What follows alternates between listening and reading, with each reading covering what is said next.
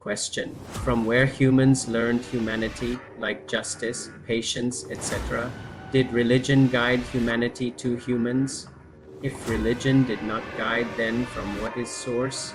Answer: human values such as justice, patience, compassion, and fairness, often collectively referred to as humanity or moral behavior, appear to have deep roots in our evolutionary history as social animals, rather than originating solely from religion.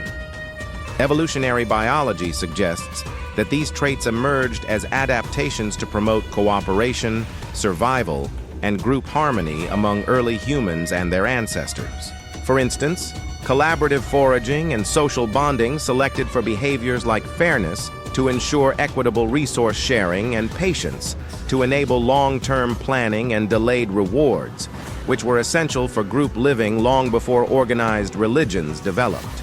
This perspective is supported by observations in non-human primates, where similar proto-moral behaviors, such as reciprocity and conflict resolution, occur without religious frameworks.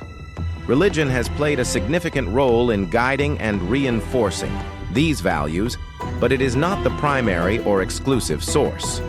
Many scholars argue that religions built upon pre-existing moral intuitions, using supernatural narratives to encourage cooperation, curb selfishness, and promote virtues like justice, through concepts of divine fairness and patience as a form of spiritual endurance. Religions often codify these traits into teachings such as compassion in Buddhism, forgiveness in Christianity, or equity in Islam, fostering social cohesion and ethical norms in communities.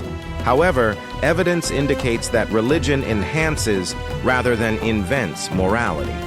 For example, studies show that moral reasoning persists in secular societies, and religious involvement correlates with certain pro-social behaviors, but is not required for them. Critics from evolutionary and secular viewpoints note that religions can sometimes justify harmful actions, suggesting their moral influence is mixed rather than universally positive. If religion is not the foundational guide, the primary sources of these values include evolutionary biology, innate human empathy, cultural evolution, and rational philosophy. Secular ethics draws from reason, social consensus, and humanistic principles to define morality, emphasizing outcomes like well-being and harm reduction without invoking divine authority. For example, justice can stem from reciprocal altruism, a tit-for-tat strategy evolved for mutual benefit, while patience arises from cognitive adaptations for self-control in uncertain environments. Philosophical traditions like utilitarianism or Kantian ethics provide frameworks for these values, based on logic and empathy, often outperforming rigid religious rules by adapting to context and evidence. Theistic perspectives counter that ultimate moral grounding requires a divine source, as secular systems might lack absolute authority, but this view is debated and not universally accepted. In summary, while religion has historically guided the expression and transmission of human values, the evidence points to evolutionary and secular sources as the foundational origins, with religion acting as a cultural amplifier rather than the inventor. Why all religions are male-dominates? Answer: the notion that all religions are male-dominated isn't entirely accurate, as some ancient, indigenous, or modern spiritual traditions like certain forms of Wicca, Shinto, or matriarchal folk religions emphasize female deities, priestesses, or egalitarian structures. However, the major world religions, particularly the Abrahamic faiths Christianity, Islam, Judaism, and others like Hinduism and Buddhism in their dominant forms, have historically exhibited strong male dominance in leadership, doctrines, and practices. This pattern stems from a combination of historical, sociological, and cultural factors, often intertwined with broader societal patriarchy. Historical roots.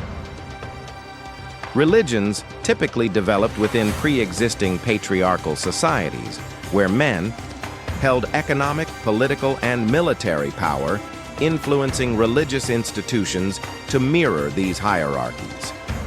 For instance, In early agrarian societies, the shift from hunter-gatherer egalitarianism to settled farming around 10,000 years ago enabled property ownership and inheritance, which favored male lineages and control.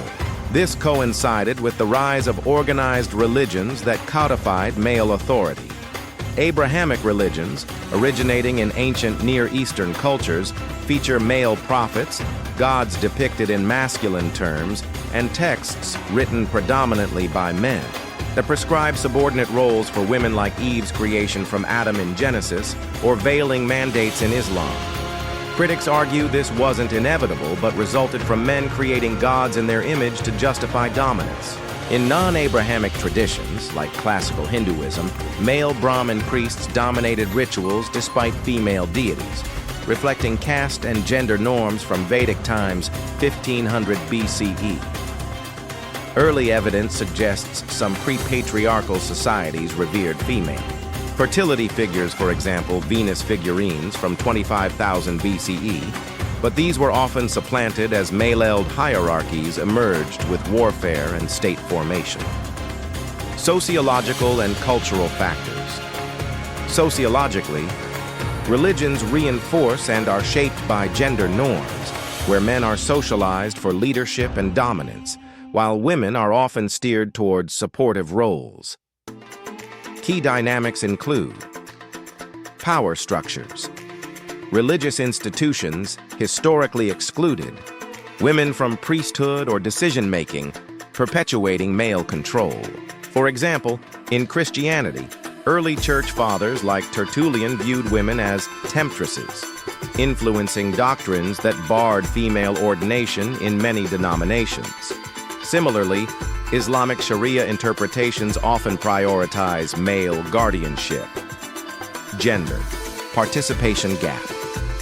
Paradoxically, women are often more religiously active than men globally, attending services and praying more frequently, yet leadership remains male-dominated due to cultural biases favoring male authority.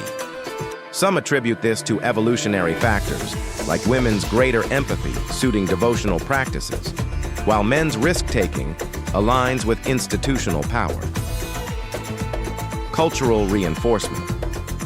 Religions provide moral justification for patriarchy, such as divine mandates for male headship in family and society, the Ephesians 5:23 in the Bible.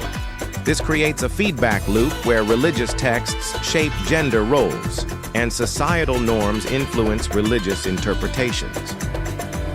Feminist scholars highlight how this dominance suppresses feminine aspects, like goddess worship, leading to imbalanced spiritualities that prioritize masculine traits, like conquest, hierarchy, over feminine ones, for example, nurturing equality.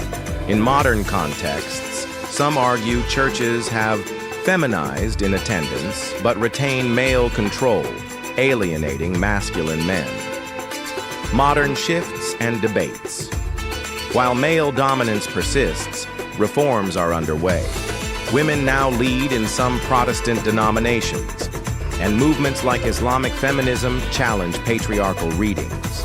Evolutionary biologists suggest patriarchy may wane with gender equality, but religious conservatives defend it as divinely ordained. Overall, male dominance in religions is a product of human history and society, not inherent to spirituality itself.